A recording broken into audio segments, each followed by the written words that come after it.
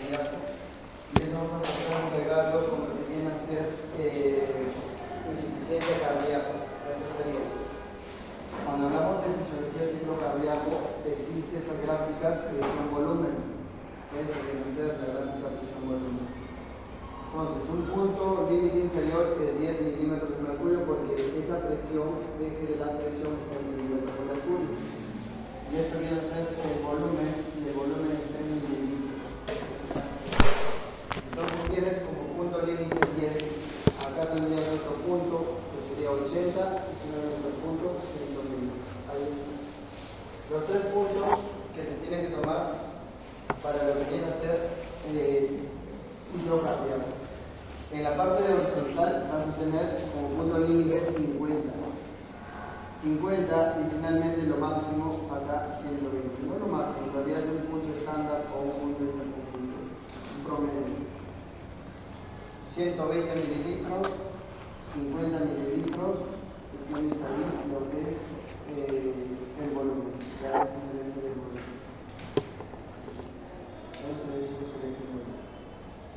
Muy bien. Ahora, se considera que el corazón en este momento, cuando hay 50, es porque el ventrículo básicamente lo que ha hecho es ha eyectado su contenido de sangre. Ha eyectado su contenido de sangre y lo que ha quedado en los ventrículos de sangre viene a ser básicamente 50 mililitros. Tras la eyección de sangre del ventrículo a través de la aorta, porque todo está relacionado al ventrículo izquierdo, la insuficiencia cardíaca va relacionada al ventrículo izquierdo. Lo que sale es el volumen sistólico, y ese volumen sistólico aproximadamente es 70 mililitros, es lo que sale. Pero ¿cuánto queda en ese ventrículo? La cantidad de sangre va a ser 50 mililitros. ¿Y qué sería 50 mililitros? A esto se le conoce como volumen telesistólico.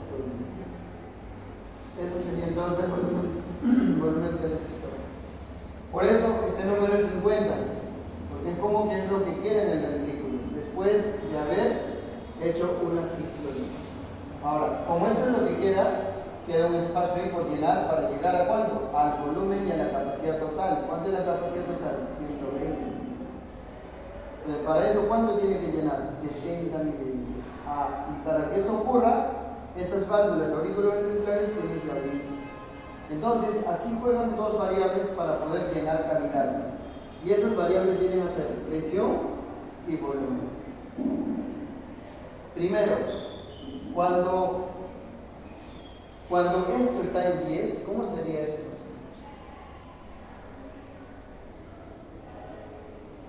Ahí. La sangre aquí está en la aurícula, al 100%. O sea, lo que tienes acá es básicamente volumen en esa aurícula. Entonces, eso es volumen, por una parte. Volumen. Pero por otra parte, la presión en este ventrículo, después de haber hecho una sístole,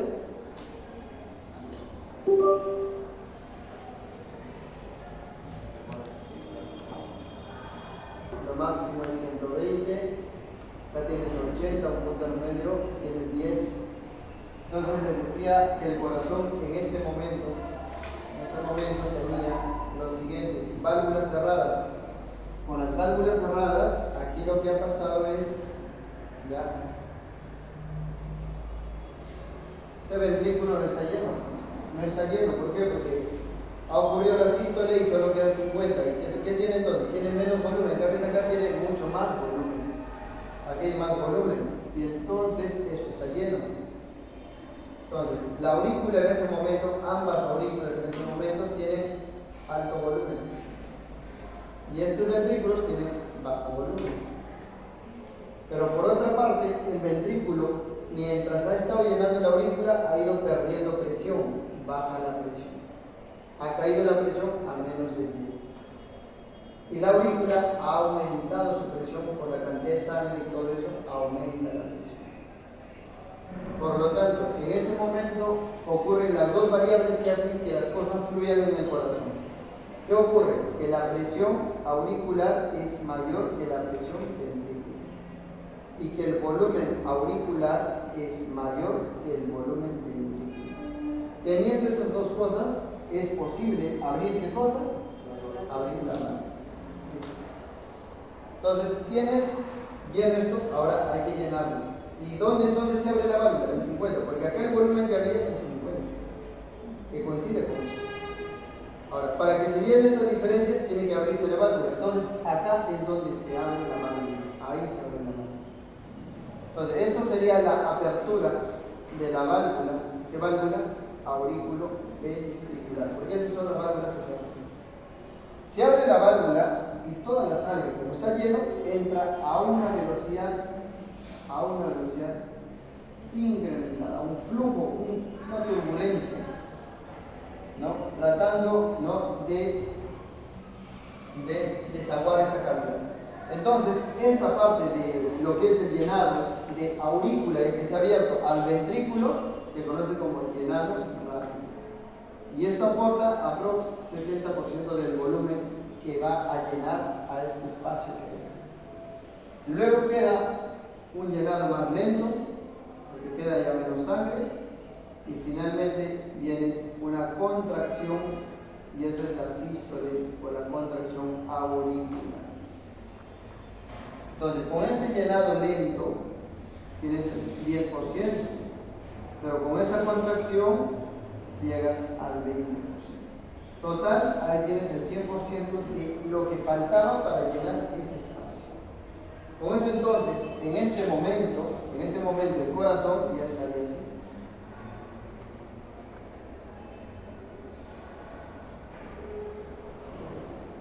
Con esto al 100%.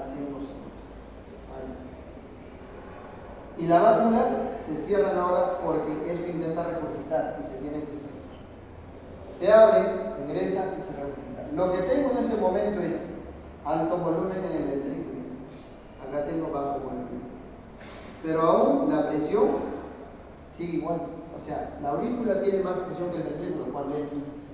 El ventrículo cuando ingresa gana volumen, pero aún no presión. Para ganar presión tienes que irte en la línea vertical. Pero para eso, primero cierras la válvula y vas a cerrar, y ya está cerrada la válvula. Entonces, esto se llama cierre de válvula auriculoventricular. ¿Y esto qué genera? El primer ruido cardíaco. Es el que se. El llenado rápido, S3.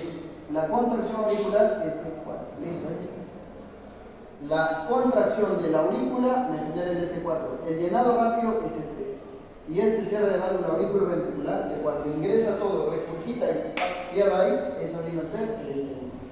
Una vez que has cerrado esta válvula, está cerrada la válvula auriculoventricular, pero aún no ha salido la sangre del ventrículo, porque siguen cerradas las válvulas hemodentas. Ese cierre total de esa cavidad permite ¿qué cosa? Ganar presión. ¿Hasta cuánto? Hasta 80. ¿Por qué? Porque llegando a una presión de 80 es viable y es posible abrir esta válvula. Y con eso se abre.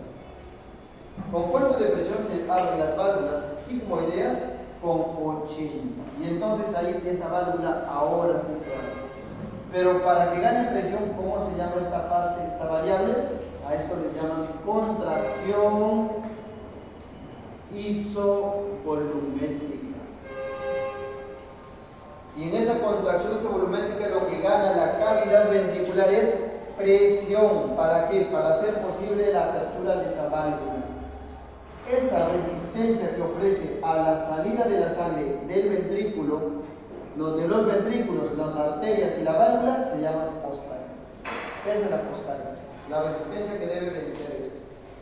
Bueno, entonces con 80 se abre y aquí está apertura de válvulas sigmoideas. Ya está. Una vez que se abrió esa válvula, ahora sí, ¿qué va a ocurrir? Se abre la válvula y la sangre, pum, golpea el pared ventricular y la sangre sale disparada. Ese disparo es lo que se conoce como eyección o simplemente sístole.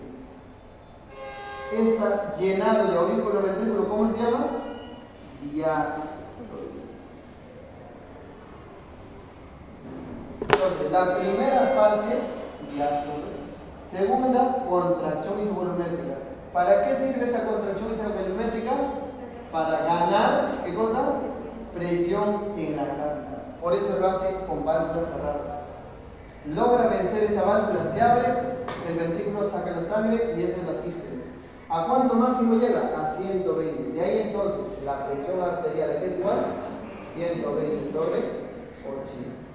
Con 80 se abre la válvula sigmoidal y 120 es lo máximo que puede llegar en sístole en distensión de la pared arterial, porque la presión es la fuerza que ejerce la sangre en las paredes. Esa es la presión.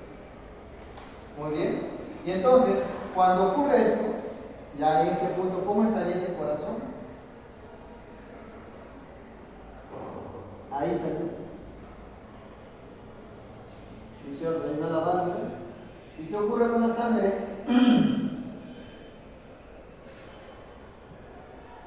¿Qué sería, chicos?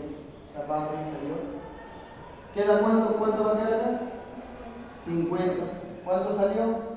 70. Y de esos 70, una parte regurgita. Y cuando esa parte regurgita, ¿qué va a hacer? ¿Va a cerrar a quién? A las válvulas. Eso es lo que se llama. Por lo tanto, ahí es donde justamente nutre al corazón, porque ahí sale para las coronarias. Este de acá permite el cierre, cuando regurgita va cayendo, porque ya salió, permite el cierre de las válvulas sigmoides. ¿Cuánto es eso? ¿Con cuánto? ¿Qué produce esto? S2. S1 se produce por el cierre de estas válvulas, ahí está. S2 por el cierre de las sigmoideas. S3 es el llenado rápido y S4 es la contracción auricular. Ahí están los 4 puntos. Ese es el sistema acústico del corazón. Ahora, la pregunta es, en ese momento, cuando se ha contraído, mira la presión que tenía, pasó 80. ¿Qué tiene que ocurrir para que de nuevo de la aurícula pase sangre al ventrículo? Si tiene una gran cantidad de presión al ventrículo, ¿qué tiene que hacer? Perderlo. Y para eso entonces tiene que bajar ahora la presión. ¿Cómo cae la presión? Y para que eso caiga, entonces viene la otra fase llamada relajación isovolumétrica. Y con esa relajación isovolumétrica, chicos, lo que pierde es presión. Ahí está. Se pierde la presión, cae hasta cuánto? A menos de 10, y ahí de nuevo la presión auricular es más que la ventricular, y de nuevo pues, se ve otro ciclo cardíaco. ¿Se entiende? Entonces, así funciona el ciclo cardíaco, así funciona nuestro corazón. Así es que todo este volumen, en este momento, después de que todo ha pasado al ventrículo, aquí es donde hablas del volumen telediastólico. Y todo aquello que hace que esto se cargue nuevamente de sangre, ¿cómo se llama esa variable? Se llama flujo de retorno venoso. ¿Por dónde va eso? Por las arterias pulmonares, no, cavas pulmonares. ¿A dónde las aurículas? Es el flujo de retorno venoso que determina indirectamente el volumen telediastólico. ¿Quién determina el volumen telediastólico? El flujo de retorno venoso. ¿Y qué determina el volumen telediastólico? Eso va a determinar la precarga. ¿Y qué ley es la que rige la precarga? La ley de Starling. A mayor precarga, mayor fuerza de contracción, mayor eyección. Ese es Starling, chicos. Cuanto más distiendas, cuanto más llenes el ventrículo, más distendido es las sarcómeras y mayor fuerza de contracción al retorno y mayor volumen sistólico. Eso dice la ley de Starling, ¿no? A mayor volumen telediastólico habrá mayor distensión de fibras, distensión de sarcómera. Si eso pasa, por lo tanto, habrá entonces mayor volumen sistólico porque es mayor la fuerza de contracción. ¿Quedó claro esto, chicos, no? ¿Sí? Hasta ahí entonces tienen a esto que se llama fisiología de lo que es el ciclo cardíaco. Ahora, ya teniendo esos parámetros, entonces aquí puedes calcular un parámetro importante que en realidad lo vas a determinar con la ecocardiografía. Por eso este es el estudio de elección de la insuficiencia cardíaca, la ecocardiografía. ¿Por qué? La ecocardiografía lo que te mide es, uno, te valora la anatomía del corazón, pero también aparte te mide la flujo, la hemodinamia. O sea, es bastante fisiológico la hemodinamia. Y cuando hablamos de hemodinamia, parámetro importante relacionado a todo esto y que tiene que ver con insuficiencia cardíaca, ¿qué viene a ser? La fracción de eyección. ¿Cuándo es la fracción de eyección normal? Tiene que ser más de 50%. Listo. Entonces, ¿cómo se calcula la fracción de eyección? Dividiendo. ¿Qué divides? Lo que sale. ¿Qué sale? ¿Cuánto sale? 70 o 120. ¿Cuánto sale, chicos? 70, porque lo que contiene en total es 120. Lo que acá sale es 70 mililitros. Entonces lo que sale es 70 mililitros. ¿Divides entre cuánto? Entre todo lo que había en el ventrículo. ¿Y cuánto es eso? 120 mililitros. ¿Y esto cuánto debe salir de normalmente de esta fracción de eyección? Mayor a 50%. Si tienes menos del 50%, considera de que puedes estar haciendo insuficiencia cardíaca. Ese es el parámetro más importante para ICC. Bueno, veamos entonces insuficiencia cardíaca. Insuficiencia cardíaca. ¿Qué viene a ser la insuficiencia cardíaca? En términos vulgares, falla de bomba. Falla de bomba. Es la falla de bomba. ¿Cuál es la bomba? Por excelencia, ¿el corazón o el ventrículo izquierdo? La insuficiencia cardíaca, básicamente falla de bomba, ventrículo izquierdo es lo que más falla. Eso nos interesa porque eso es lo más común. O sea que la derecha no puede fallar, sí falla, porque el corazón es como una bomba completa, sino que de eso es la parte que más se relaciona a lo que es la parte clínica, la parte sintomatológica. Definitivamente manda el izquierdo sobre el derecho. El izquierdo sobre el derecho. Entonces, ¿cuáles son las causas de insuficiencia cardíaca, chicos? Causas relacionadas, muy comunes. En su fisiopatología, ¿qué cosa tienes en la insuficiencia cardíaca? Característico que haya un corazón grande. Esto se llama cardiomegalia. ¿A qué se debe, chicos, esta cardiomegalia? ¿Qué se debe? ¿Ha habido a qué? ¿Qué cosa hay por acá? ¿Qué cosa ha habido? ¿Por qué se debe esa remodelación? Esto de acá es la remodelación. La cardiomegalia es por remodelación del corazón. Una remodelación del corazón.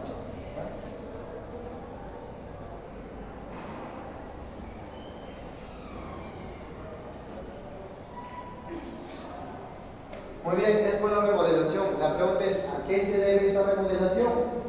Entonces ahí tienes IMA.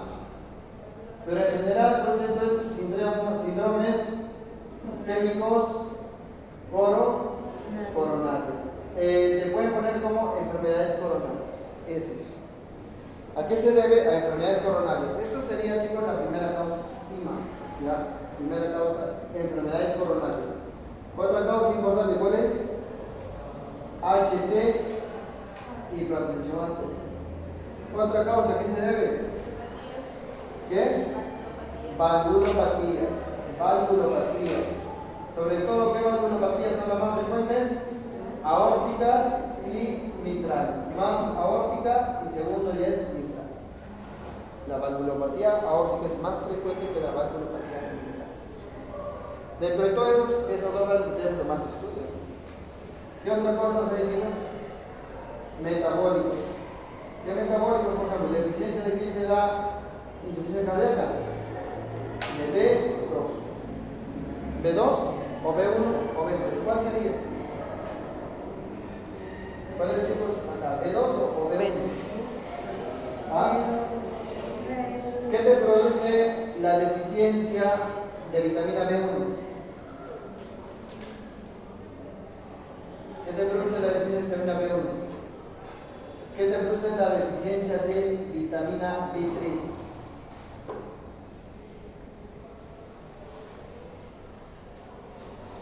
¿Quién produce Pelagra?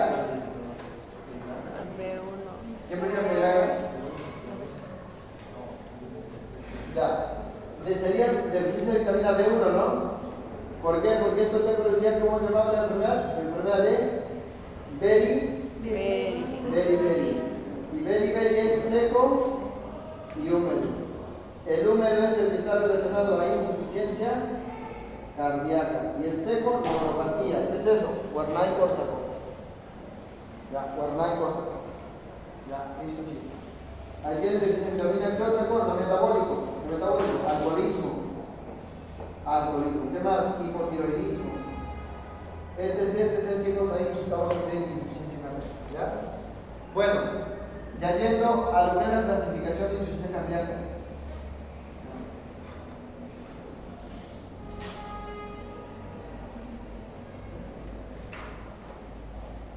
Veamos entonces la clasificación. ¿Cómo se clasifica la ICC, chicos? Clasificación de la insuficiencia cardíaca. Puede ser de dos tipos, según la función.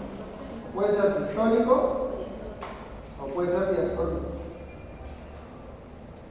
O puedes clasificar también esto como izquierda o como derecha. ¿Sí o no? Izquierda, derecha, sistólico y diastólico. Si es sistólico, ¿qué falla? Si es diastólico, ¿qué falla? ¿Cómo sería un corazón que tiene insuficiencia cardíaca sistólica? ¿Cómo sería, pues? Macroscópicamente. Tendría una hipertrofia concéntrica. Si es sistólico, sería concéntrica, o sea, más grueso la pared. Y en diastólica, o sea, delgadita. ¿Sí? Entonces, o sea, chicos, ¿está bien eso? Si te dice diastólica es porque tiene falla de ¿qué? De relajación. Y si te dice sistólico es porque tiene falla de contracción. O sea, no se contrae bien. Te pregunto, ¿cuándo el corazón no se contrae bien?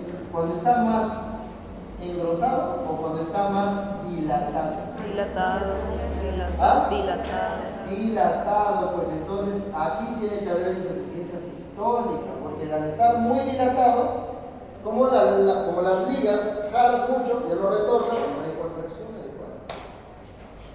Entonces, en la insuficiencia cardíaca sistólica, básicamente, hay un crecimiento más excéntrico.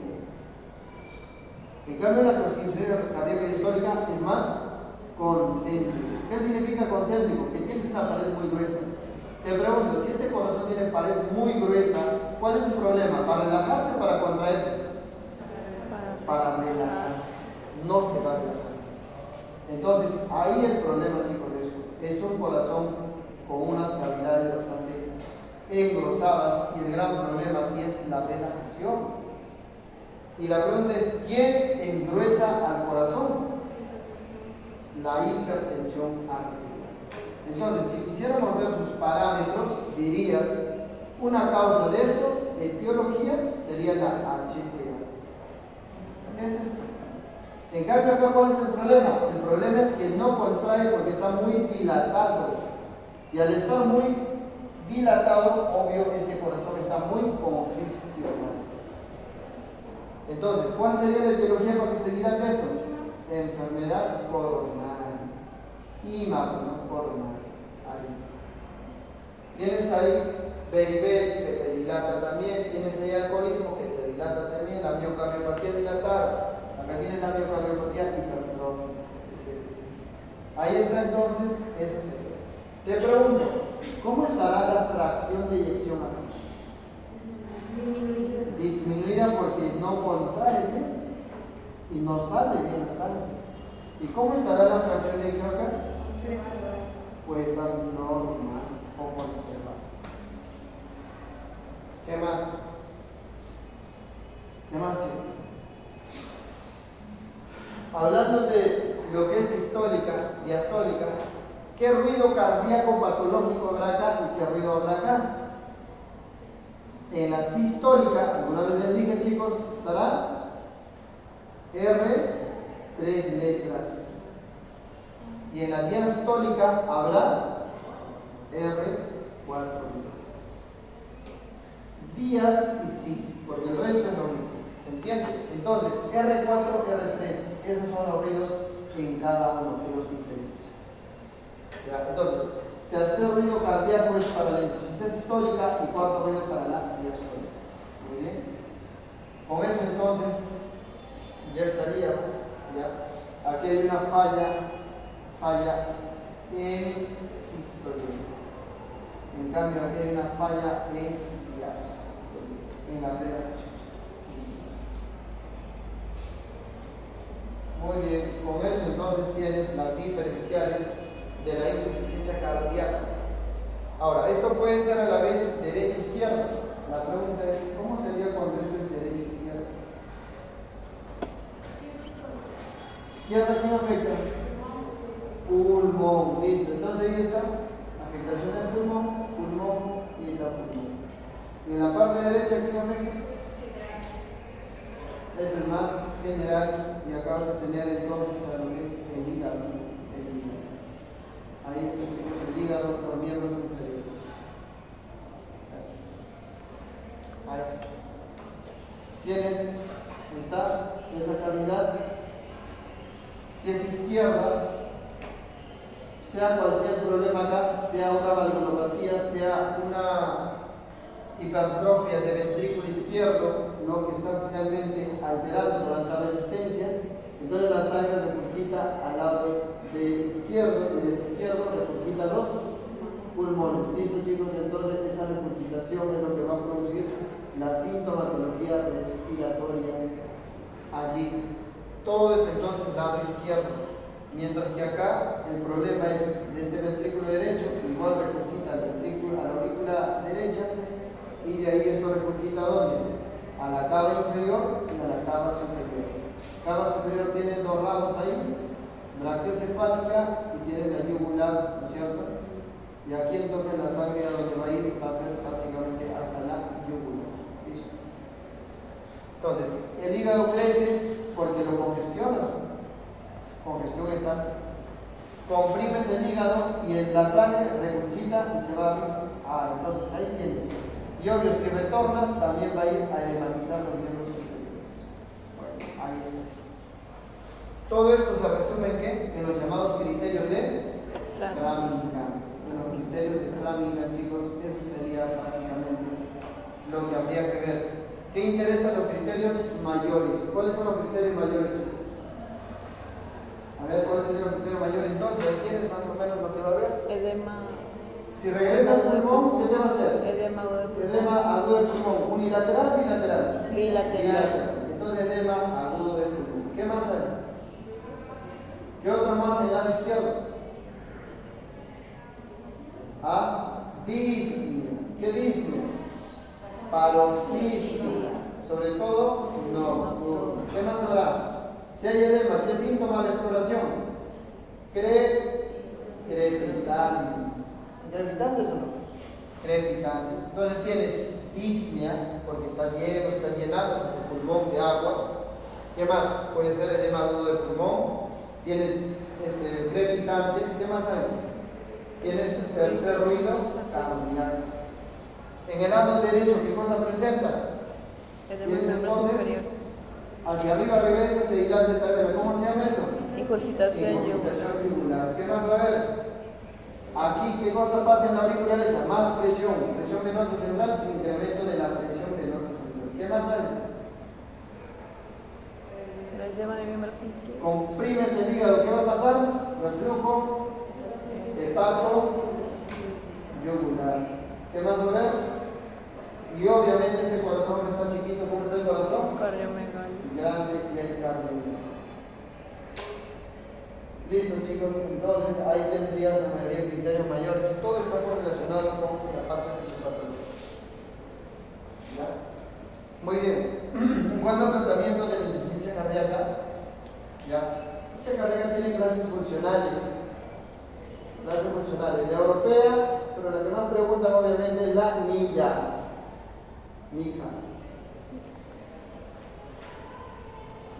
La americana es la NIJA. ¿Y qué te dice? Clase funcional tipo 1, clase funcional 2, clase funcional 3 y clase funcional 4. En la clase funcional de tipo 1, ¿cómo es la disnea? Disnea, grandes esfuerzos. Grandes esfuerzos. Eso es jugar fútbol, correr kilómetros. En la clase funcional tipo 2, disnea, medianos. ¿Medianos qué es? Esfuerzos. Subir escaleras, ¿no? subir escaleras en casa, caminar una cuadra, esos medianos. 3 es disnea a pequeños. ¿Qué significa pequeños? Cepillarse, peinarse, ponerse la ropa, eso te produce disnea. Y finalmente el 4 es disnea, reposo. Estás sentado, estás ahogando. Esa es la clase funcional 4. Estás ahogando el reposo, el pulmón está congestionado. ¿Cierto? Entonces, esa debe ser. En la clase funcional indica, ¿ya? ¿Qué más?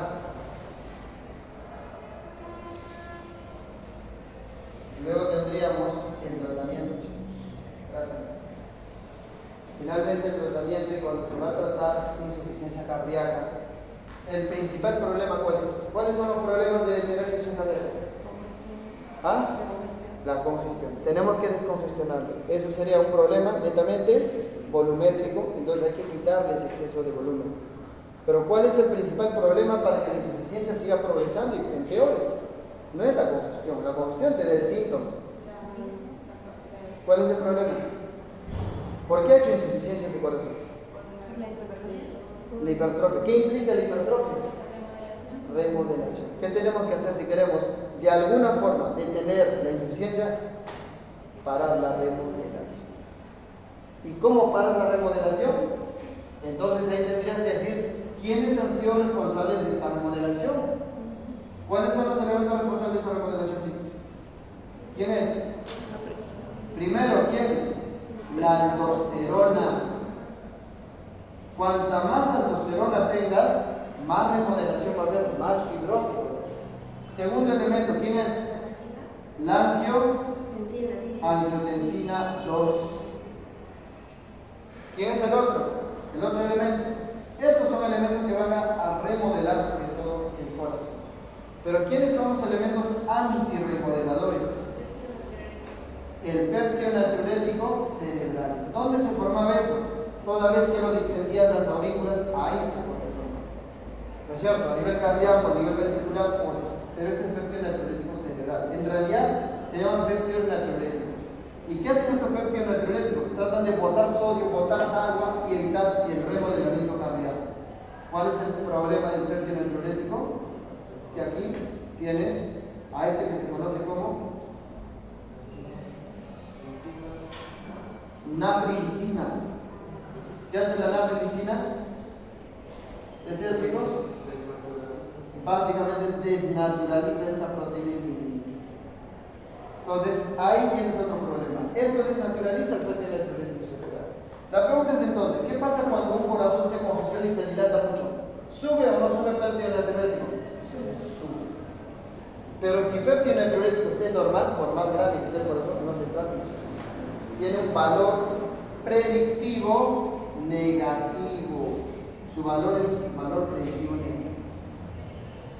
Muy bien. Entonces, si ya tienes que los elementos que intervienen en esta fisiopatología es aldosterona, angiotensina 2, naprilicina, y tienes que se congestiona, por lo tanto, ¿qué cosa vas a usar para ese tratamiento conociendo esto?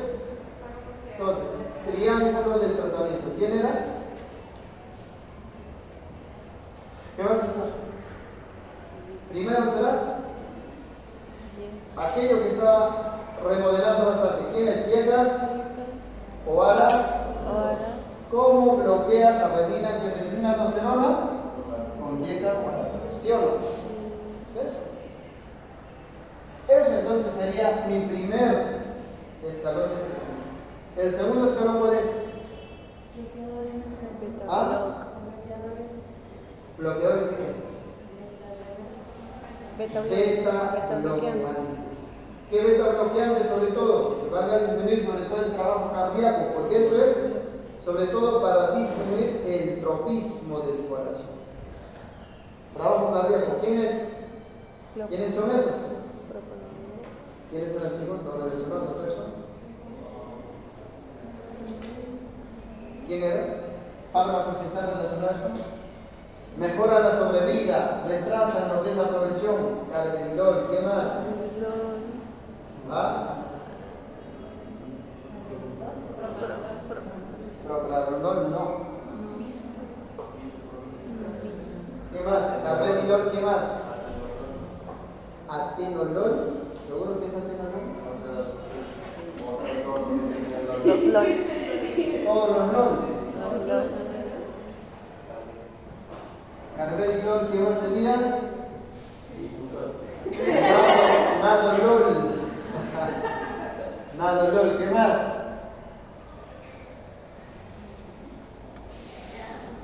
Esmolol. ¿Cuál es el otro? Ya, y tienes por último el bisoprolol. Listo, chicos. Ahí tienen entonces justamente, sobre todo el carvedilol, esto es bastante usado ya en lo que viene a ser insuficiencia cardíaca. No tienes carvedilol, nadolol, esmolol, bisoprolol, este es el beta blocker, ya, y de esto es el que más hacemos. ¿Qué más? Y el otro que te va a mejorar sobrevida y es parte del triángulo, diuréticos. ¿Qué diurético? Furosemida. Chicos, no es para descongestionar. Si yo quiero bloquear, tengo que bloquear a alguien que me retenga en la progresión. ¿Quién está irresponsable? Aldosterona. ¿Quién inhibe la aldosterona? ¿Quién es el que inhibe la aldosterona? Espironolactona, pues, chicos. ¿No es un antialdosterónico? Espironolactona. Listo. Esto sería, esto. Ya. Ese es el triángulo de tratamiento de la insuficiencia cardíaca para poder mejorar la sobrevida y poder retener lo que es la progresión de la enfermedad. Ya. Este triángulo básicamente ya disminuye ya la mortalidad y aumenta sobrevida. Pero la pregunta es, ¿eso es todo el tratamiento? No, porque estoy congestionado. ¿Qué uso? Diuréticos también. ¿Qué diurético puedo usar? Estoy bastante congestionado. De asa. ¿Qué diurético de asa por ahí va? Furosemida. ¿Qué más vas a usar? También puedes usar, si estoy fibrilando, porque ya dilaté el corazón mucho, agrego de ser arritmias. Entonces, ¿qué cosa puedo usar para arritmia y también para mejorar la fuerza de contracción? Digitálicos. ¿Dónde actúan los digitálicos? Actúa a nivel de la bomba. ¿Qué bomba? La bomba más famosa del cuerpo humano. ¿Quién es? Sodio, potasio, ATPasa. Y ahí está, chicos. Lo que bloquea es la salida del sodio y la entrada de los dos potasios. Bloquea la bomba de sodio, potasio, ATPasa. Eso es lo que hacen los digitálicos. Pero ¿para qué bloquea? Si te está dejando más sodio dentro y está dejando más potasio fuera. Para que al aumentar sodio intracelular, este sodio ¿qué hace? Sale en antiporte ¿con quién? Con calcio. Salen los sodios, entran los calcios. ¿Qué te parece? La pregunta es, ¿para qué el cuerpo humano mete calcio al músculo? ¿Para qué entra el calcio al músculo? Tengo músculo. Despolarización. A contracción. ¿Cuál es el problema de la bomba? Que ha fallado, que no se contrae bien. Si entra más calcio, ¿cuál es el efecto? Mejor fuerza de contracción más sostenida. Entonces, con eso tú tienes doble efecto. ¿Por qué? Porque estás mejorando la fuerza de contracción, por lo tanto el digitálico tiene un efecto ionotropismo positivo, porque mejora la contracción, pero tiene un efecto cronotropismo negativo. ¿Por qué? Porque disminuye la frecuencia cardíaca. Eso es. ¿Ya? El digital disminuye la frecuencia cardíaca, pero mejora la fuerza de contracción. Excelente, pues.